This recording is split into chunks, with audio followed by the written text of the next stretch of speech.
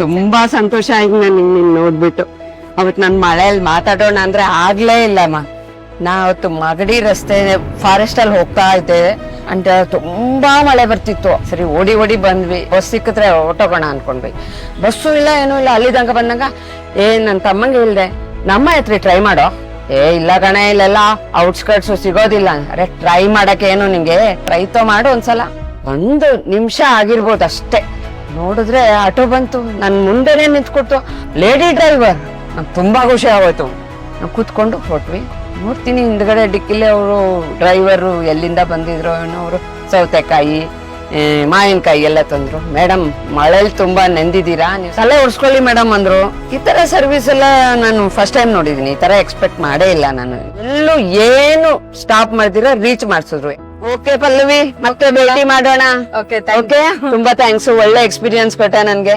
Thank you. Bye.